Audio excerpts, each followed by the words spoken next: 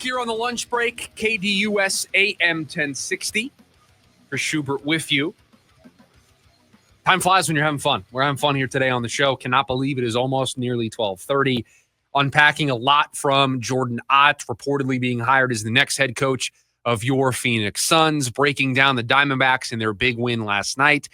A little bit of a mini winning streak here for this team. They'll go for the series win tonight. And didn't mention it, focused on the star bats last night for this team when we touched on the Diamondbacks in hour number one. But let's talk about Zac Gallen, who returned to form last night. And he returned to form in the most obvious way of all time. Producer Evan, what has been the knock this season, this year, about Zac Gallen? What has led to the struggles where he goes into last night 3-7 with an ERA north of 5.5? What has been the biggest issue for Zac Gallen? 1, 2, 3, 4, first base. Walks. The free pass has been the issue for Zac Gallen. So in the easiest twist of fates of all time, Zac Gallen throws strikes last night. He doesn't walk guys, and Zac Gallen looks like the Zac Gallen that we know that he can be. That's it. We're done. No, I don't need to go any further this segment. That's it. That's what happened last night. Zac Gallen threw strikes.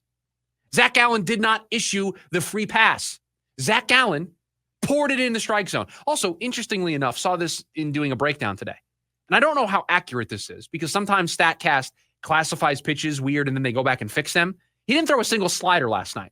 And I'm trying to remember in my head while watching the game if I remember him throwing a slider. And I don't. But that doesn't mean he didn't throw one and I just missed it.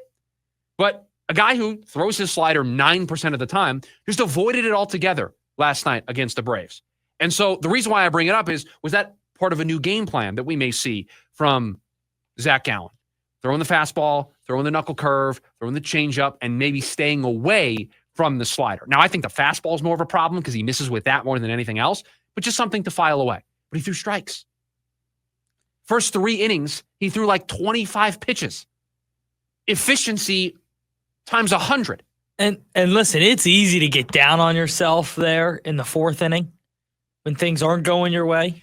And that team fell apart. Well, let's talk about why things didn't go Zac Gallen's way, because you know whose fault it wasn't? It wasn't Zac Gallen's fault that things didn't go his way.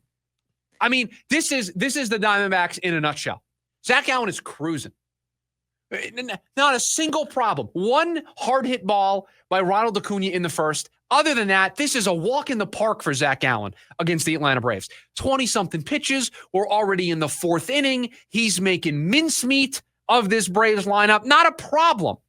And then in the 4th inning, okay, we give up a home run. That's going to happen. We're gonna miss a spot. Somebody's gonna take us deep. A solo shot. We've got a nice, comfortable lead. No problem. We get the next out. We've got 2 outs. And then Eugenio Suarez just completely forgets how to play third base. And a team that is supposed to be crisp defensively, a team that is supposed to not have those things happen to them, Eugenio Suarez misplays a ball and then olays another ball and lets one go by him. Eugenio Suarez is a Gold Glove caliber third baseman. This is a guy who's a sure-handed defender. To make those back-to-back plays tells me that it's a mental thing at this point. He didn't forget how to play third base. I know he's older, but those aren't plays where he's ranging to his left and has to try to get a ball in the hole. It's not a ball that he's ranging all the way to his right. He got to both balls. He got to both of them. He botches the one off of his glove, and then he olays the other. Those are mental mistakes. Those are just the little things. As a player gets older, an outfielder, you can't cover as much ground. That ball in the gap that you usually get to, as you get older, the legs slow down a little bit. You don't get there. A shortstop, their range isn't as good as it used to be. They can't get to that ball super deep in the hole. The Derek Jeter play, for instance. You can't make that play as you get older because you just don't have the range and the speed that you used to. But anything hit right at you, you're still the same guy, still have the same glove. So if you make those mistakes, that's a mental thing. And you know what? It almost cost the team last night. Because you thought it. I know you thought it. I know you thought it. Once those 2 runs score, you go, here we go. Here's where it starts. Because now the bullpen has to protect a 2-run or less lead. You don't know what version of the bullpen you're going to get. Let me just do the thing. You just don't know. You're expecting the meltdown meter to get added.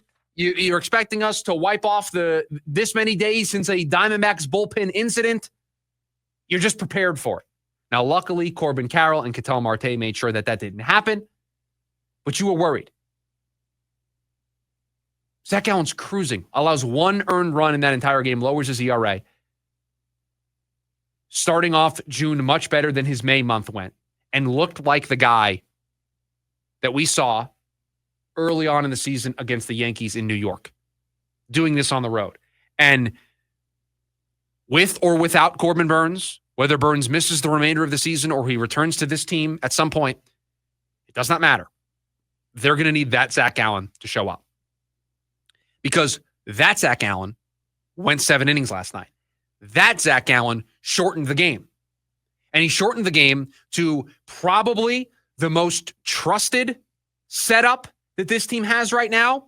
Shelby Miller in the 8th, Justin Martinez in the 9th. By Zac Gallen going 7, it's set up for Torrey to deploy. And I don't know if we trust really anybody out there, but if we had to pick the most trusted setup, it is your starter for 7, Shelby in the 8th, Justin Martinez in the 9th. You then poured it on late, so you didn't have to use J-Mart. You could use Ryan Thompson. He had a nice inning, didn't cause any major issues, and you picked up the victory. So you got a great night from Zac Gallen. It led to your best bullpen configuration, your most trusted bullpen configuration, and that's the way the Diamondbacks are going to have to do things right now. Until they get more trust in that bullpen, until they get healthy with the return of A.J. Puck in that bullpen, they're going to need length in their starters. They're going to need Zac Gallen to look like he did last night, and he can do that.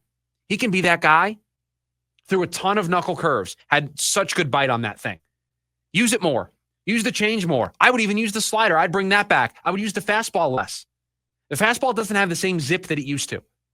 That fastball, if he leaves it in a bad spot, it's going to go and go and go, and it's never going to land. The off-speed stuff is what's going to allow him to be consistent. Now, he's got to throw that off-speed stuff for strikes. It's simple. Zac Gallen avoided the walks. He avoided the extra free passes that extend an inning, that drive up his pitch count, that stop him from being able to go deep in games. He has those one inning, I should say, where he walks a couple of batters. Now he's got a 25, 30 pitch inning, and that's it. There goes dreams of him pitching into the 7th or 8th inning. As John points out over on YouTube, Thomas catch in the 7th or the 8th, that saved 2 runs. Yeah, they got great defense. Carroll made a play. Thomas made a great play. Shelby did make us a little nervous last night. I mean, they got great defense. It shouldn't have been close if the 4th inning doesn't happen. If the 4th inning doesn't happen, it's a little bit of a different story. Right. The game plays out a little differently, for sure. Listen, you're not circling Shelby Miller's inning and saying, what a clean 8th. No. Again, I said earlier, we don't trust really anybody in that bullpen, but the 2 most trusted guys that I think you have are Shelby in the 8th, Justin Martinez in the 9th. They didn't make it. It wasn't a meltdown. Listen, the way I view these things now is, does it end up on the list? Does it end up on the meltdown meter? Game, it did not. That game did not. Can't argue with that. Can't argue. Did not end up on the meltdown meter. And Zac Gallen was great last night. And I thought it was really good to see him bounce back in the way that he did, be dominant the way that he did. Because again, I know he leaves the game allowing 3 runs and it's a close game. But if he gets some better defense behind him, he's out of that inning. He does allow the home run. Yes, that's on him. But he got the next guy out. He had 2 outs in the inning. And then it falls apart because he gets 2 ground balls. He should be in the dugout, only allowing the 1 run via a home run. And instead, the wheels start to fall off. You can hear the circus music starting to play, and you're worried.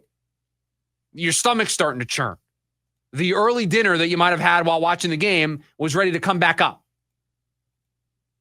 It didn't. They got through it. They put the win in their back pocket, and I'm sorry. I don't care how you win at this point. Win ugly, win pretty. I don't care. To quote the late Al Davis, just win, baby. Just win.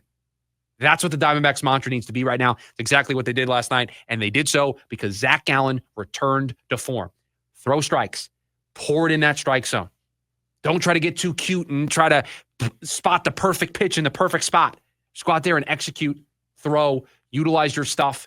Changeup's good. Your knuckle curve is your claim to fame. Use that stuff. pour in those strikes, get yourself ahead in the count, and have those quick, clean innings.